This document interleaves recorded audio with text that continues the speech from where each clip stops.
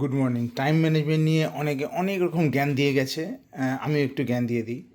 কিন্তু time management actually হচ্ছে emotion and energy management or attention management or discomfort management. সকালবেলা 5টার সময় উঠতে হবে, নয়তো আপ টু 6:30 পর্যন্ত। রাতে যতই ঘুমানো হোক লেট হয়ে যেতে পারে অনেক সময়, কিন্তু ঘুমানোর সময় যেন একই থাকে। নাহলে আমাদের পুরো বায়োলজিক্যাল রিদম, যেটাকে সার্কেডিয়ান রিদম বলে, সেটা নষ্ট হয়ে যায়। আর ঘুম থেকে উঠে প্রথম কাজটা কী হবে? বডি অলরেডি জাগছে, বডিকে জাগাতে হবে। এই সময় কর্টিজল আস্তে আস্তে পিক হয়।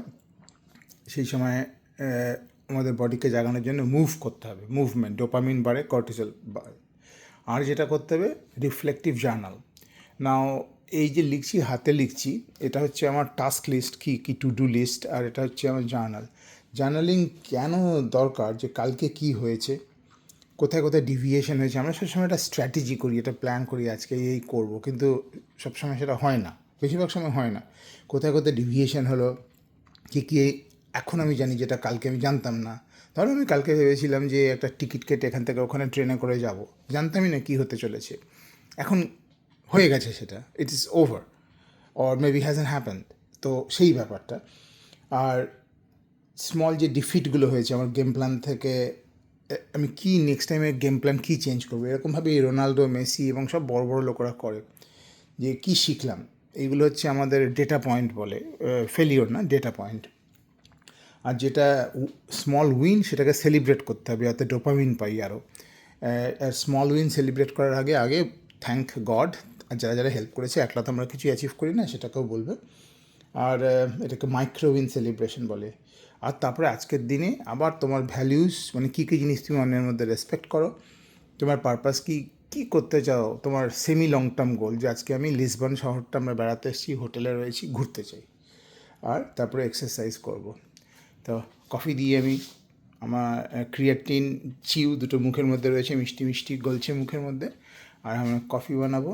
এই লালটা হচ্ছে তোমার কফি, মানে ক্যাফিনেটেড কফি, সরি, এটা হচ্ছে ডিক্যাফ খাবো না। এটা কি এর মধ্যে ঢুকতে পারে? না, এটা ঠিক করি।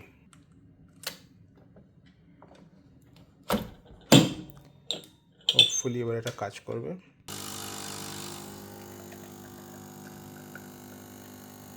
এই কফিটা হওয়ার পরে কফিটা মধ্যে দেবো, তারপরে খাবো। এটা এসপ্রেসো, এর সঙ্গে আমি একটু ডাবল ক্রিম মেশাই। আরেকটা কনফিউশন হচ্ছে, জার্নাল হাতে লিখবো না ইলেকট্রনিক লিখবো। আমি দেখেছি যে আমার দুটোই চাই।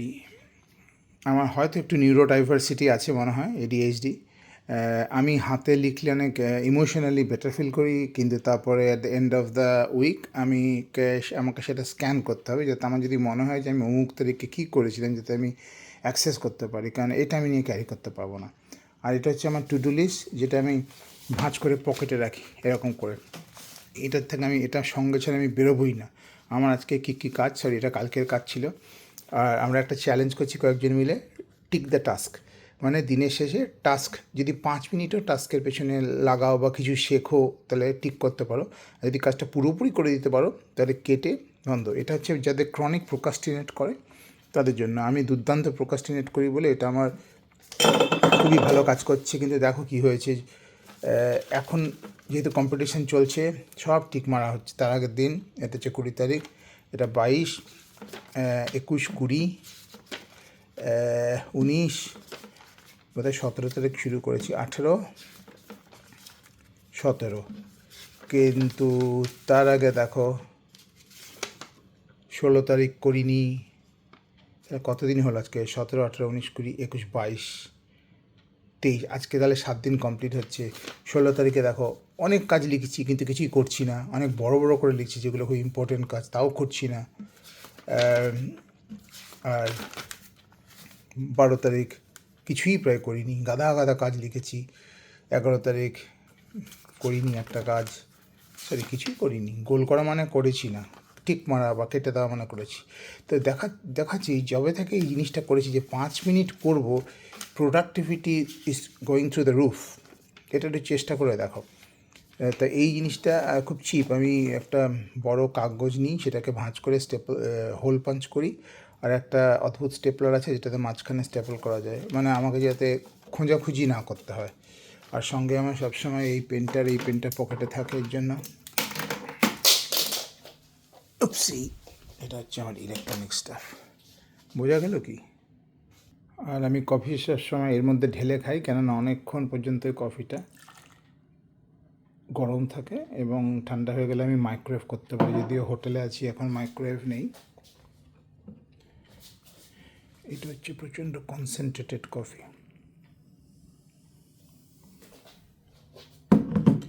আর এই ডাবল ক্রিম হচ্ছে আমার প্রথম কফি, আমার দুর্দান্ত করে খেতে হবে। ডাবল ক্রিম দিয়ে খাবো আমি, তলায় মেন ক্রিমটা থিতিয়ে পড়েছে। ব্যাস, এবার এটার মধ্যে দেবো, তারপরে গরম জল ঢালবো, তারপরে কফি খেতে খেতে এক্সারসাইজ করবো। আর যখন এক্সারসাইজ করবো অ্যান্ড্রু হুবারম্যান শুনবো। এবং গরম জল, এই কফিটা দুর্দান্ত। ব্যাস, গুড বাই। তাহলে কি বললাম সামারি? কফিটা ইররেলেভেন্ট, সাইড টক। জার্নালিং সকালে উঠে এক সময় উঠতে হবে। টিক দ্য টাস্ক চ্যালেঞ্জে যদি জয়েন করতে চাও তলায় কমেন্ট করো, খুব মজা পাবে। 7 দিনের জন্য করো, তারপরে 1 মাসের জন্য করো, তারপরে লাইফ লং করো। আর জার্নালিং, পেপার জার্নালিং করো, তারপরে স্ক্যান করে তুলে দাও। টাইপ করে লিখতে যেও না, হিউম্যানদের হাতে লেখার দরকার পড়ে, কিন্তু রিট্রিভ করার দরকার পড়ে বলে তুমি স্ক্যান করে তুলে নিতে পারো।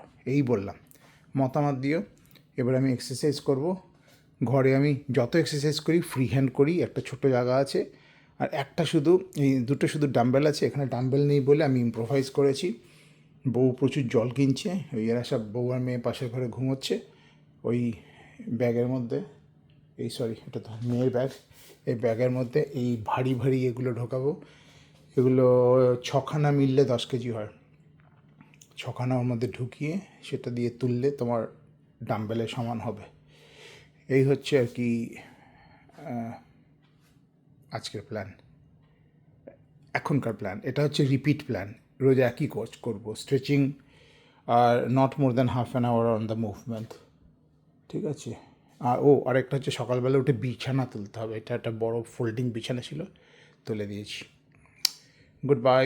কমেন্ট করো কিন্তু, জানতে আমি খুব ইচ্ছুক। পার্টিকুলারলি যারা রয়েছে, যারা আমার মতো বুড়ো, তাদের থেকেও বেশি আমার জানার দরকার বাচ্চারা তাদের টাইম কী করে ম্যানেজ করছে। আমার অনেক বয়স হয়েছে, আমি ইংল্যান্ডে থাকি, ডাক্তার, 25 বছর দেশ ছাড়া। ইংলিশে একটা ইউটিউব চ্যানেল আছে, কিন্তু আমি এই প্রথম একটা বাংলায় চ্যানেল করার চেষ্টা করছি।